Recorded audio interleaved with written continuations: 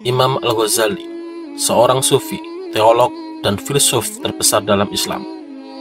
Nama lengkapnya adalah Abd Hamid Muhammad bin Muhammad bin Ahmad Al-Ghazali, bergelar Hujatul Islam Zainuddin At-Tusi Asy-Syafi'i.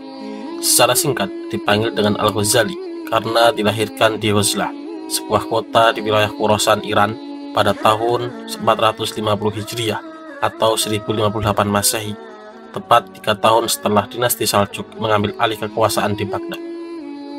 Ayah Al-Ghazali adalah seorang pemintal kain wol miskin yang taat, menyenangi ulama, dan aktif menghadiri majelis-majelis pengajian.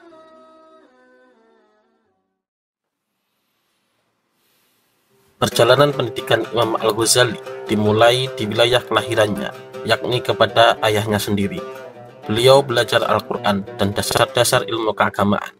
Kemudian menjelang wafat ayahnya menitipkan Al-Ghazali bersama adiknya Ahmad kepada seorang sufi yang merupakan teman ayahnya. Ia sekaligus menitipkan sedikit harta kepada sufi tersebut, seraya memberikan sebuah wasiat. "Saya sangat menyesal karena tidak belajar menulis. Saya berharap untuk mendapatkan apa yang tidak saya peroleh itu melalui dua putraku ini." Sufi tersebut mendidik dan mengajar keduanya, sampai suatu hari harta titipan yang diberikan ayahnya habis, dan sufi itu tidak mampu lagi memberi makan Al-Ghazali dan adiknya Ahmad. Selanjutnya, sufi itu menyerahkan keduanya untuk belajar pada pengelola sebuah madrasah, sekaligus untuk menyambung hidup mereka. Dalam madrasah tersebut, Al-Ghazali terus menimba ilmu. Bahkan ia rela mendatangi seorang guru yang berada di luar daerahnya hanya untuk menimba ilmu. Sekitar tahun 465 sampai 470 Hijriah, Imam Al-Ghazali belajar fikih dan ilmu-ilmu dasar yang lain dari Ahmad Ar-Razaki di Tus dan dari Abu Nasr al-Ismaili di Jurjan. Setelah itu, Imam Al-Ghazali kembali ke Tus dan menetap 3 tahun di tempat kelahirannya. Beliau mengaji ulang pelajaran di Jurjan sambil belajar tasawuf kepada Yusuf al-Nasad. Pada tahun itu, Imam Al-Ghazali juga berguru pada Al-Juwaini yang merupakan Imam Haramain pada saat itu, dan memperoleh ilmu kalam dan mantik. Ilmu-ilmu yang didapatkan Imam Al-Ghazali dari Al-Juwaini benar-benar dikuasainya, termasuk perbedaan pendapat dari para ahli ilmu tersebut. Ia pun mampu memberikan sanggahan kepada para penentangnya. Karena kemahirannya dalam masalah ini, Al-Juwaini menjuluki Al-Ghazali dengan sebutan Bahar al-Mu'riqat, yang artinya lautan yang menghanyutkan. Kecerdasan dan keluasan wawasan berpikir yang dimiliki Imam Al-Ghazali menjadikannya semakin populer. Menurut Abdul Ghafur Ismail Al-Farisi, Imam Al-Ghazali menjadi pembahas paling pintar di zamannya. Imam Haramain merasa bangga dengan prestasi muridnya.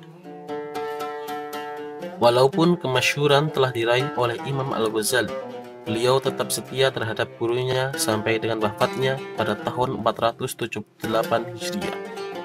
Sebelum Al-Juwaini wafat, beliau memperkenalkan Imam Al-Ghazali kepada Nizam al-Mulk, Perdana Menteri Sultan Saljuk Malik Shah. Nizam adalah pendiri Madrasah Al-Nizamiyah. Di Naisabur, Imam Al-Ghazali sempat belajar tasawuf kepada Abu Ali Al-Fadl Ibnu Muhammad Ibnu Ali Al-Farmadi. Setelah gurunya wafat, Al-Ghazali meninggalkan Naisabur menuju ke negeri Askar untuk berjumpa dengan Nizam al-Mulk. Di daerah ini beliau mendapat kehormatan dan kesempatan untuk berdebat dengan ulama. Dari perdebatan yang dimenangkan ini, namanya semakin populer dan disegani karena keluasan ilmunya. Pada tahun 484 Hijriah, Imam Al-Ghazali diangkat menjadi guru besar di Madrasah Nizamiyah. Ini dijelaskan dalam bukunya Al-Munqidh min Dahalal. Selama mengajar di madrasah, dengan tekunnya Imam Al-Ghazali mendalami filsafat secara otodidak, terutama pemikiran Al-Farabi, Ibnu Sina, Ibnu Miskawih, dan Ikhwan al-Shafa. Penguasaannya terhadap filsafat terbukti dalam karyanya seperti Al-Maqasid Falsafah, Tahafut al-Falasifah. Pribadi Imam Al-Ghazali sangatlah terkenal di kalangan ilmuwan muslim. Tidak hanya dikenal ahli dalam satu cabang ilmu, melainkan meliputi sederetan cabang ilmu pengetahuan. Imam Al-Ghazali dikenal sebagai ahli dalam ilmu fikih, ilmu usul, ilmu akhlak, ilmu tarbiyah, ilmu jiwa, ilmu ekonomi, bahkan juga dikenal imam yang salafi dan sufi. Al-Ghazali merupakan orang yang pertama yang mendalami filsafat dan sanggup mengkritiknya. Hal ini belum pernah dilakukan filosof lain sebelumnya. Menurut Imam Al-Ghazali, para filosof memiliki banyak kesalahan dalam lapangan ketuhanan atau metafisika.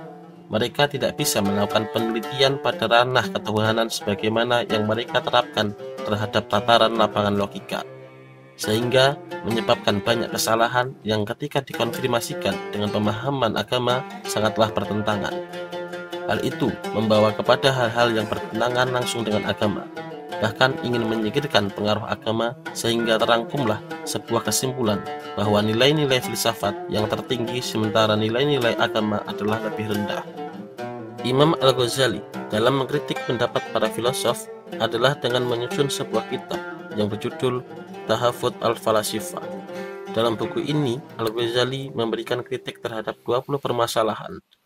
Permasalahan-permasalahan tersebut adalah alam qadim atau tidak bermula, alam kekal atau tidak berakhir, Tuhan tidak mempunyai sifat, Tuhan tidak dapat diberi sifat al-jins, Tuhan tidak mempunyai mahiyah atau hakikat, Tuhan tidak mengetahui juz'iyat atau perincian yang ada di alam, planet-planet adalah bintang-bintang yang bergerak dengan kemauan sendiri, jiwa-jiwa planet mengetahui juz'iyat, hukum tidak berubah, jiwa manusia adalah substansial yang berdiri sendiri, bukan tubuh, bukan pula arad, mustahilnya jiwa hancur, tidak adanya kebangkitan jasmani, adanya tujuan bagi gerak planet, dan ketidaksanggupan mereka, yakni para filosof, membuktikan bahwa Tuhan adalah pencipta alam dan alam adalah pencipta Tuhan.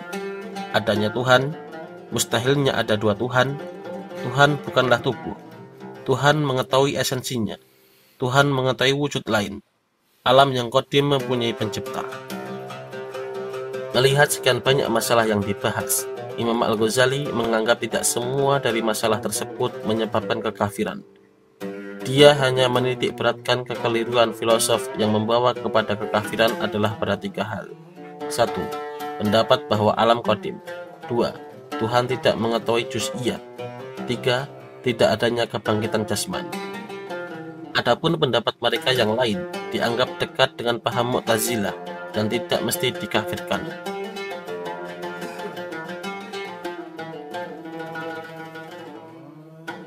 Pada tahun 488 Hijriah, Imam Al-Ghazali dilanda keraguan atau skeptis terhadap ilmu-ilmu yang dipelajarinya, yakni hukum teologi dan filsafat, serta keraguan pekerjaannya dan karya-karya yang dihasilkannya, sehingga beliau menderita penyakit selama 2 bulan dan sulit diobati. Karena itu, Imam Al-Ghazali tidak dapat menjalankan tugasnya sebagai guru besar di Madrasah Nizamiyah. Akhirnya beliau meninggalkan kota Baghdad dan menuju kota Damaskus. Selama kira-kira 2 tahun, Imam Al-Ghazali tinggal di kota Damaskus. Beliau melakukan uzlah, riyadah, dan juga mujahadah. Kemudian beliau pindah ke Baitul Maqdis di Palestina untuk melakukan ibadah serupa. Setelah itu tergerak hatinya untuk menunaikan ibadah haji dan menziarahi makam Rasulullah SAW. Sepulang dari Tanah Suci, Imam Al-Ghazali mengunjungi kota kelahirannya di Tus. Disinilah beliau tetap berkholwat dalam keadaan skeptis sampai berlangsung selama 10 tahun. Pada periode itulah beliau menulis karyanya yang terkenal, yakni Ihya Ulumuddin.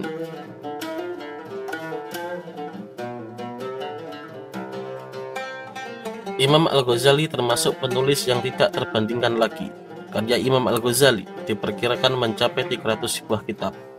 Beberapa kitab karya Imam Al-Ghazali diantaranya adalah Maqasid Al-Falasifah, tujuan para filsuf, sebagai karangan yang pertama dan berisi masalah-masalah filsafat. Tahaful Al-Falasifah, atau kekacauan pikiran para filsuf.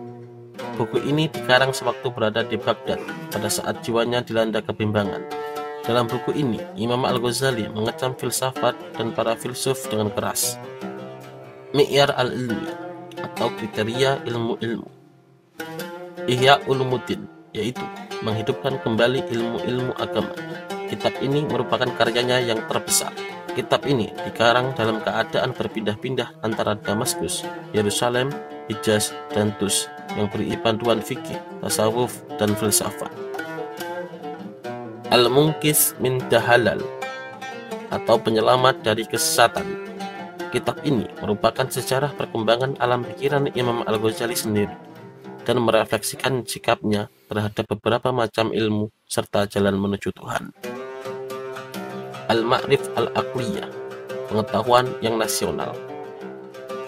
Mishkat Al-Anwar, lampu yang bersinar. Kitab ini berisi pembahasan tentang akhlak dan tasawuf. Minhaj Al-Abidin, jalan mengabdikan diri kepada Tuhan. Al-Qishhat fil Al-Iqtiqad, modernisasi dalam Al-Qidah. Ayyuha Al-Walad, Bidayah Al-Hidayah. Al-Mustashfa, Ilham Al-Awam an A'mal Kalam. Mizan Al-Amal, Akhlak Al-Abros wa An-Najah min Ashhar, akhlak orang-orang baik dan keselamatan dari kejahatan. Asrar Ilmu Ad-Din, rahasia ilmu agama. Al-Washid, yang pertengahan. Al-Wajiz, atau yang ringkas. Az-Zariyah ila Makarim Asy-Syahi'ah, atau jalan menuju syariat yang mulia. Al-Hibr Al-Masbuk fi Nasihah Al-Mutuk, yakni barang logam mulia uraian tentang nasihat kepada para raja. Al-Manhul min Ta'liqah Al-Usul, yakni pilihan yang tersaing dari noda-noda usul fikih. Syifa Al-Qalil fi Bayan Al-Syaban wa Al-Mukhil wa Masalik At-Ta'wil, obat orang dengki, penjelasan tentang hal-hal samar serta cara penglihatan. Tarbiyatul Aulad fil Islam, pendidikan anak di dalam Islam. Tahzib Al-Usul, elaborasi terhadap ilmu usul fikih. Al-Ikhtisas fi Al-Itishad, yakni kesederhanaan dalam beriktiqad. Yaqut At-Ta'wil, permata takwil dalam menafsirkan Al-Qur'an. Karena desakan dari Madrasah Nizamiyah di Naisabur selama 2 tahun, beliau kembali mengajar di Madrasah Nizamiyah bagi para fuqaha dan jawiyah atau qonaqoh untuk para mustafifah.